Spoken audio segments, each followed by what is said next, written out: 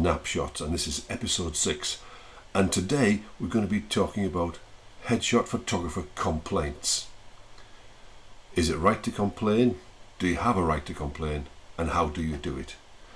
So stick with me and we'll do this in 10 minutes or less. Now remember, my name's Nick Gregan. I'm a headshot photographer in London. I've been shooting headshots for over 27 years, and in that time I've photographed over 20,000 people, and I've written the only book, as far as I'm aware, called the Headshot Bible, and that is 50 tips for a perfect headshot, and will help you get the very best out of your headshot session and hopefully get a perfect headshot. So let's get on with this headshot complaints. And the reason I'm talking about this today is because I had a conversation with a friend of mine over the weekend. She is one of my long-term clients. I've been photographing this lady for probably 15, 17, maybe even 18 years, and I've watched her career develop from being a part-time background artist or extra to taking a training and following a training and working her way through, whilst holding down a job, working her way through a training and building up her career and experience, getting an agent and becoming more successful. And the reason we talked over the weekend and the reason she rang me was because she had an issue with her previous headshots. Now, she'd just changed agents a few months ago, and her agent insisted that she went to see a new headshot photographer, somebody who she liked the style of and seemed to fit her agency aesthetic. So my friend went to see them and actually paid really rather a lot of money, because the session included a makeup artist. Now, I don't normally recommend using makeup artists, and I'll talk about this in another snapshots and why you shouldn't use a makeup artist for your actor's headshots. But it included a headshot makeup artist. And so she had the session, and she was really disappointed with the results. And the reason she rang this weekend was because she wanted to book in another session with me. She had some discussions with her with her agent, and had decided that she wanted to go with one of my headshots, a new set of headshots with me. Her issue was, first of all, the end photograph that she got, end headshot, didn't look anything like the pictures on this person's website. And they were advertising their services with a certain style of headshot, and she didn't get that style of headshot. So that's one thing that was bugging her. And I talked about this in episode 2. When you're choosing your headshot photographer, make sure you're choosing a style that you like. And if they're showing a style on their website, then that is the style you'd expect to get when you go there. So the second thing she didn't like, and this was a thing that really annoyed her as well during the session, was this person spent so much time on their mobile phone.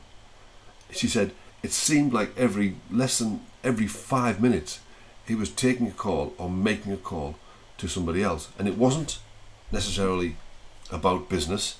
There were lots of social calls, and she said, I just felt as though I was in the way and taking up his time from when he wanted to be talking to his friends.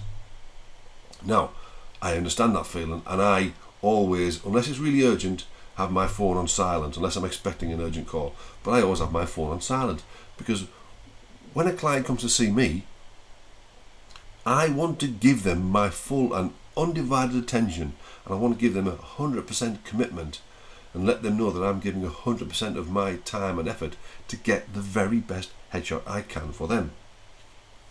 Remember, I've talked about this before, a headshot session is a collaboration between the headshot photographer and the actor. Neither one of them can get an absolutely epic headshot without the other person. The photographer can bring all the technical skills and the framing and the cropping, but the actor needs to bring their personality and their creativity. And if you're both not giving 100% and working together, both not communicating, then you'll never get that really epic headshot. You get pretty good headshots, maybe technically good, or maybe the actor looking pretty good in those headshots, but you'll never get the really standout wow factor epic headshot. Anyway, so it's important that you get the attention.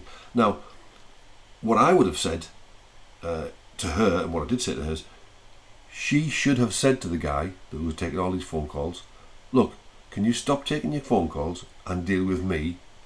I'm paying you. And here's a really, really critical thing to remember. You, the actor, are employing the headshot photographer to work for you. It's not the other way around, and it doesn't matter how big their reputation is or how well known they are, how famous they are within the industry. You are employing them to work for you. You book them and you pay the hour deposit, you pay your money for the session, and as far as I'm concerned, you are the consumer and they are the service provider, i.e. I am the service provider. So you are employing me to work for you and to give you a headshot that works as described on my website, or similar, very similar to on my website, that's going to help you get more auditions. Sometimes photographers waver and change styles, and that's okay, but really they shouldn't be giving anything that you haven't seen before, because that's why you're going to see them. But there's often a bit of confusion about who is in charge of the headshot session. And in my book, The Headshot Bible, I cover one of these elements, which is who is in charge of the session. And ultimately, it is you, because you are employing the photographer. And so, if you're viewing the images, if you don't feel comfortable or you're not getting full attention from the photographer, say so. It's down to you to say so. If you're not getting the images you want, the way I work is I show the images as I go along. We'll take a break after a few minutes, look at the images. And I say to people, if I'm not giving you what you want, if you are not happy, please tell me, and then we can work out what we're not happy with, and I can perhaps change my approach or perhaps my lighting or my background to suit what you want. Remember, it's a collaborative process. And if by any chance you are not getting what you want, then it's up to you to say to the photographer, look, I'm really sorry, but I don't like these photographs. And you can't use the excuse of, I don't like them because I don't like the way I look. As I talked about last week in the Cloak of Character, lots of people have little subconscious issues about the size of the nose, their eyes, the teeth, the hairline, all these little idiosyncrasies that we have. And the fact that we spot and zoom in on immediately, and yet an independent viewer doesn't see those things. So you can't complain about that really, unless you've spoken to the photographer beforehand and said, look, you need to pay particular attention to this element or that issue that I have. Excuse me for taking a drink there.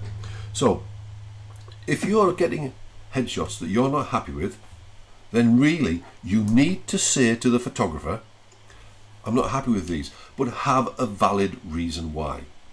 It could be the lighting, it could be what you're wearing, it could be the location, it could be the background, it could be a prop they're bringing, it could be the crop they're using.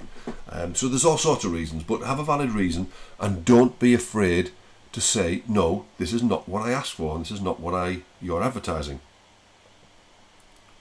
So when we have a complaint, you as the actor must be prepared to complain. You shouldn't walk away from the studio and 2 or 3 days later on come back and make your complaint. You should complain whilst you're there, because something can be done about it. The issue has been raised there and then. And in the digital world, where we take photographs and see them instantly on the computer, and you can see those images, if you don't raise your concerns there and then you really shouldn't come back to the photographer and tell them, not you really shouldn't, but you're giving your complaint less validation if you come back 3 or 4 days later on and say you're unhappy with them. Look, there's many times over the years I've had actors come to me who have complained about being with other photographers, people who have been brusque or rude, people like the previous one who wasn't paying attention to their client as they should be. And also, issues such as people being on their phone or using social media and things like that. It's disrespectful to your client, and remember, the actor who walks into your studio, who pays you the money, is your client, and you have to give them the very best service you can. Anyway, that's my little rant for today, but it's not really meant as a rant. What it's meant as is a guide to let you guys know that you do have a right to complain, and that headshot complaints are very real, and you are well within your right, as any consumer is, who is employing for a service from a service provider, to say you're not happy and to demand what has been advertised. And if you don't, well, more the fool you, because it's your money and it's your career you're taking a chance with and being unhappy with. Anyway guys, I hope you've enjoyed this today. This is Nick Gregan from Snapshots, and this is episode 6. Guys, if you've got any comments, any issues, any complaints for that matter, drop a comment down below, or you can always DM me, and particularly if there's something you want me to talk about in the future. And also, if you can, do me a favour, like the Facebook page, Nick Gregan, Headshot Photographer. Hey guys, enjoy the rest of the day and have a great day. Thanks for watching now. Cheers. Bye.